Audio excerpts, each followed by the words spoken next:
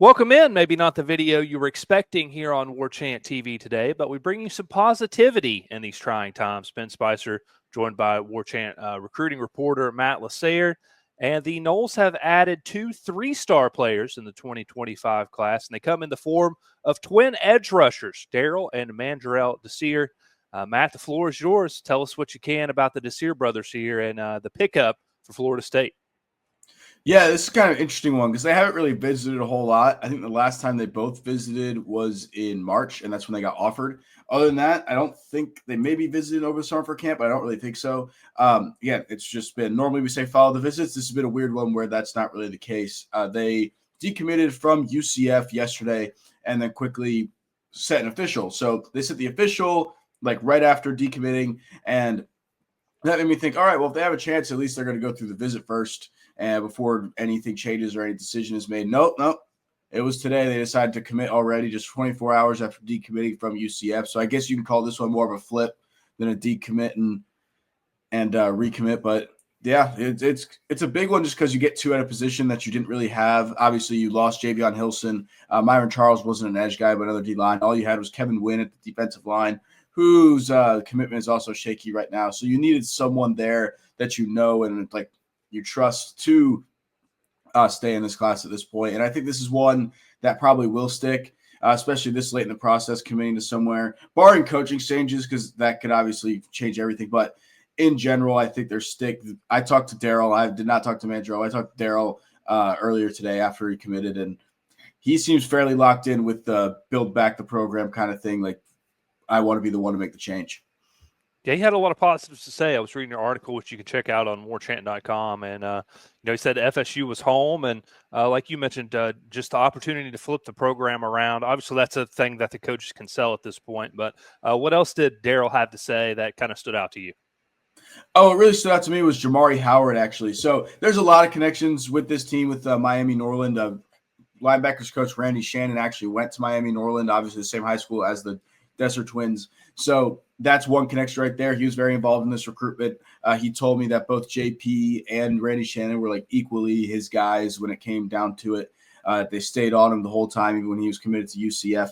And again, as I said, Jamari Howard, who played with them at Miami Norland last year, I believe they lost the state championship to Berkeley, and Dallas Golden, the Notre Dame commit, who was really good that game. But they are really close with Jamari, and Jamari apparently have been on him for a while saying like, hey, you need to slide, come make the program better. Like, we could change this kind of thing. Like, Jamari might have been the main recruiter in this recruitment behind the scenes that we just didn't know about until now.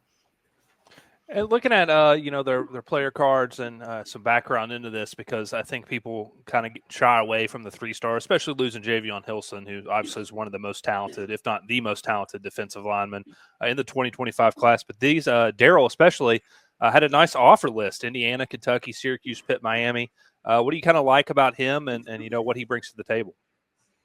I mean, it's just a lot. I think the one thing, like I said before, is just his mentality. You're not getting a lot of kids right now who want to be a part of this process, who want to be a part of the rebuilding process, right? I mean, you saw Ethan Pritchard was tweeting about Jordan Travis tweeted how, like, you need those kinds of people. Like, we could do this again. We had those kinds of people before. We can find them again. And Ethan Pritchard quote tweeted it and said, well, no one understands that. It's a huge thing that this kid and both these guys actually understand that. And also, to go back to the Jamari Howard thing, I can't think that kind of shows you the mentality of the team as well, right? Because you were probably worried about a lot of guys leaving. And Jamari Howard's saying he wants his boy to come in here and help build it up too. Like, that means he's probably staying. That's not a guy you got to worry about leaving. And you wonder if that's the mentality of the rest of the young guys of this team. So again, this is where you have to look at everything as a big picture, and you can see that it actually brings a lot of positives. And I'd like to just get your thoughts, your personal opinion on this. And then, of course, if you guys are watching, you can sound off in the comments and kind of let us know what you think as well. But I'm kind of just curious in terms of the high school class. Obviously, we've seen multiple decommitments, and there's some guys that are still in flux. Do you see Florida State pursuing more 3-star type of players like this that they can kind of build up? Or do you think they'll ultimately try and, bring in 20, 30 guys in the portal, assuming that there's potentially a mass exodus after the struggles of the season? I think the answer is a little bit of both, because you still got a few 3-stars out there, like TJ Griffin is a guy they're looking at, defensive lineman from Georgia, who I think it's between Florida State, Cincinnati, and Ole Miss there at the end. He commits in 2 weeks, I think. I believe it's on the day of the Charleston Southern game. And then, I mean, they're going to have to hit the portal hard. If you do it right, this is my opinion. If they do it right, this is the last year you hit the portal hard, and then you focus on the 2026 class, and that's where you need to set your roots and set your pace, that you actually care about recruiting, right? Because that's never been a thing that this staff has really done, of making recruiting the priority. This year needs to be the last year you hit the portal hard. You don't have a choice. You have to hit the portal hard if you want to be competitive next year. And Norvell is going to be on the hot seat next year, so he's going to have to hit the portal hard to bring it back. But then you need that baseline of recruits, starting with Brady Schmeigel and all those other guys. The 2026 classes, I believe, is a top 10 class, even though they just lost Isaiah Williams. That was one that was a commitment that I never thought was super strong. He's already been to like 3-4 schools committed wise, and that was flashing up the U on his Twitter all week after he visited Miami. So that one was kind of expected. Never really thought he was going to stick with the class anyway. But that's where you got to send your focus. All right, I love it. You see there on the bottom of your screen a pair of commitments for FSU today in the form of 3-star 2025 edge rushers Darryll and Mandrell Desir. So appreciate you joining us here, Matt, on short notice. Thank and you. Bringing us some positive news. We need it.